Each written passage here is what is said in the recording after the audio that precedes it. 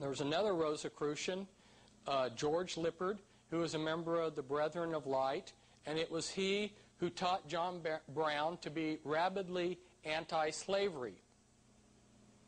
Now, John Brown didn't know much about the Scriptures, but he was traveling through a Mormon settlement, which ties into all of this, but we can't go into it, and they taught him their blood atonement doctrine, where you pay for the sin with your own blood. And so he thought in his warped mind that if somebody sinned or he did something he didn't like, that gave him the right to blow them away with a shotgun, for the wages of sin is death. John Brown was a murderer, and so was his sons. But he was a common man. He only became what he became because he had a conspiracy behind him. Now, there was a club, the Berg Club, that met in Young's Hotel in Boston, Massachusetts. And one of the members of the Berg Club, Senator Charles Sumner, went over to Europe and visited with leading Illuminati kingpins. For instance, Giuseppe Mazzini.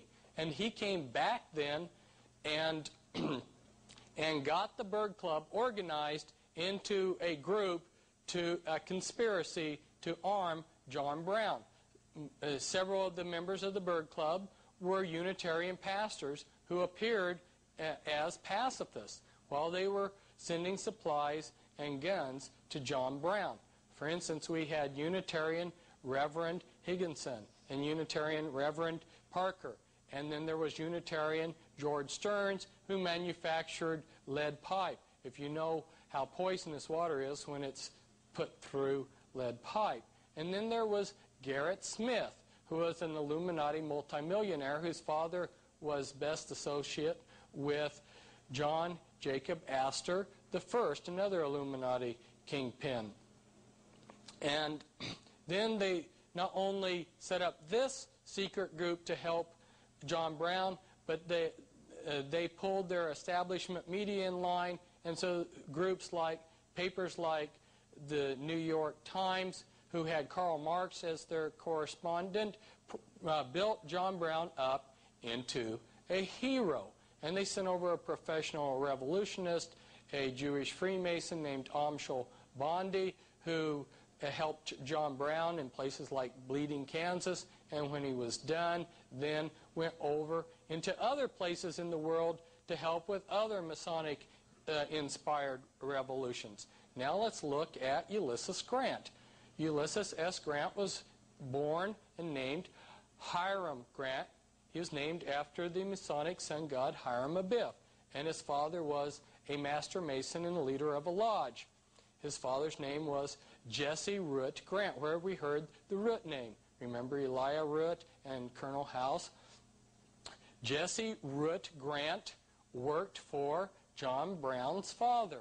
And when he quit working for John Brown's father, he started working for E.A. Collins. Well, who are the Collins family? The Collins family is one of the top 13 Illuminati bloodlines. Remember the Pilgrims? The Pilgrims are one of the Puritan groups that came over to New England. When the Puritans came over, there were groups of witches that came over with them. Frances Collins, who came over with one of the early groups of Puritans, was a witch.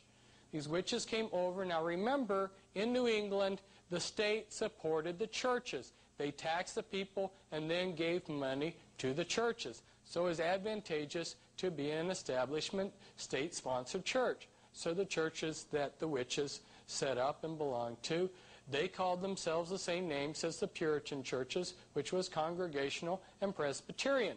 But after the Civil War, around 1824, the state quit giving these churches money, and so it no longer was advantageous to continue the name, and so the witches created the Unitarian Church. Well, one of the Collins started the Unitarian Church, which in turn started Yale and Harvard. And there were Illuminati secret societies at Yale before they brought in the Order of the Skull and Bones. Now an example of a Unitarian minister who is also Illuminati is Karl Foland. He created their Bunte Jugend in Europe, and which was Illuminati front, which also operated behind another Illuminati front, the Swiss Bible Society. But when things got too hot, he came over to Harvard and taught as a Unitarian minister.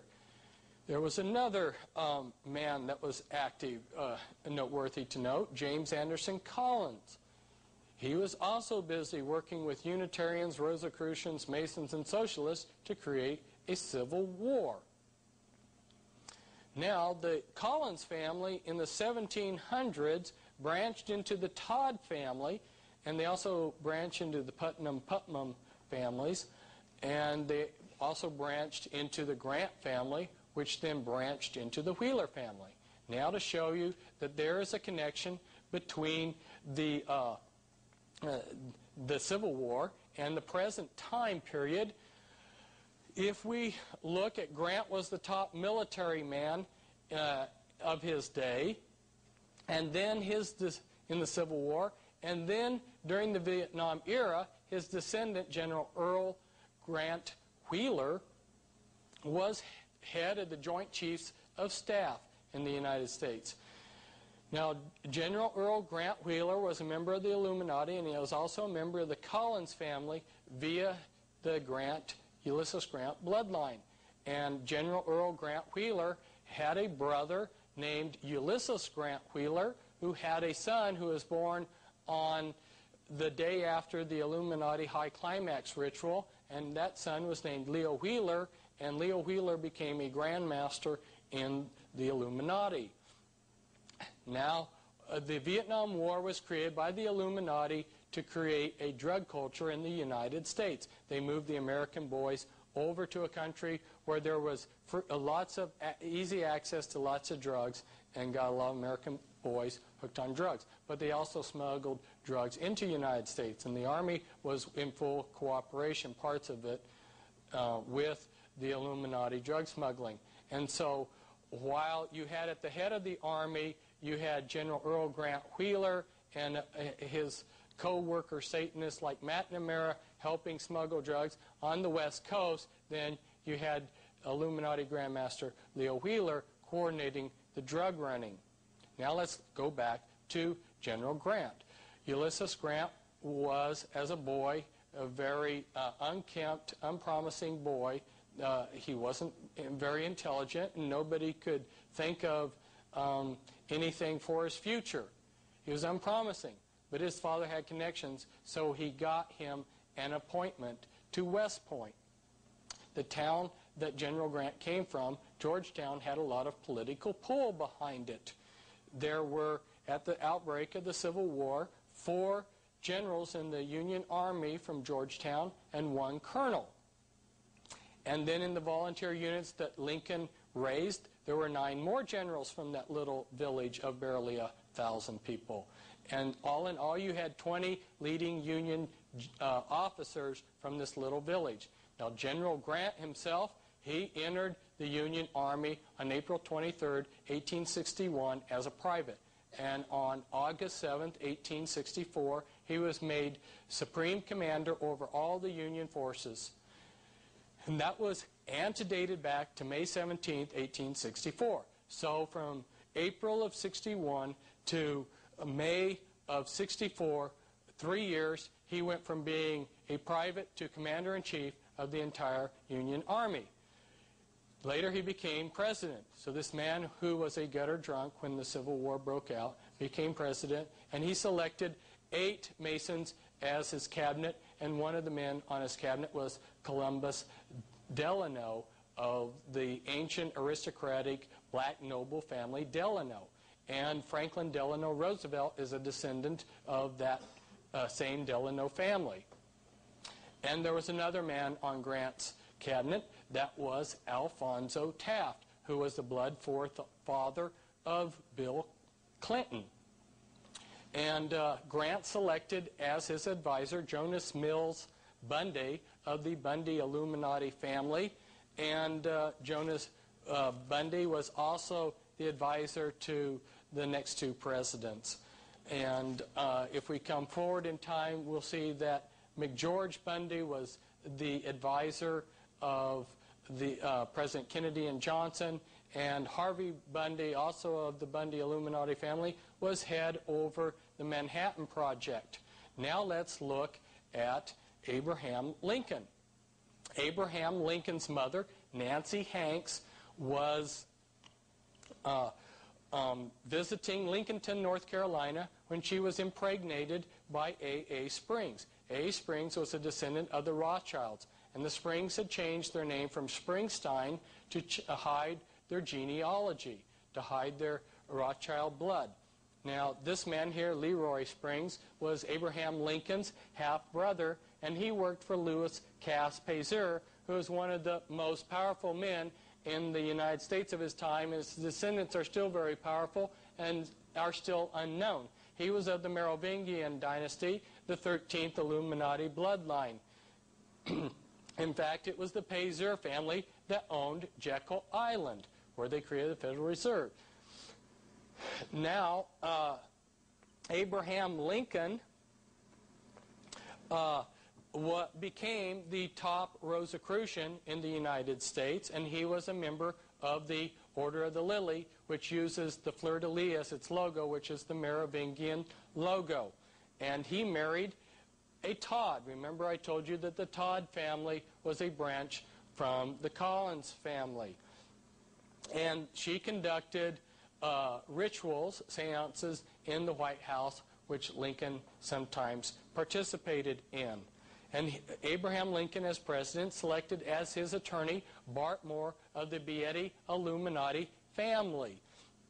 And a descendant from that Beatty Illuminati family is Shirley MacLaine. Salmon P. Chase was made his Secretary of Treasury. Now, if you look on the $10,000 bill, the highest denomination, you'll see Salmon P. Chase's picture, and Chase Manhattan, of which the Rockefellers are associated with, was named after Salmon P. Chase. Salmon P. Chase, while he was a secretary for Lincoln, introduced a national bank and graduated income tax for us, which is what Karl Marx had been advocating in his writing. And Lincoln's cabinet got involved with an Illuminati European company called the Credit Mobilier, which was scamming to the American people, and a scandal broke out, and the American people found out that Lincoln's cabinet had scammed them out of $23 million. Now, Lincoln was having a sexual liaison with King Leopold's daughter, and he had a set of twins, Ella and Emily. That doesn't mean that Lincoln was necessarily promiscuous, but you will find in a lot of these high-level Illuminati families that they have a lot of secret offspring. And one last note about General Grant: he was best of friends with the Chinese Li family. General Li of the Li Chinese family was best of friends with General Grant, and then he in turn, General Li, who is known as the Bismarck of the East, was best of friends with the German Illuminati Krupp family.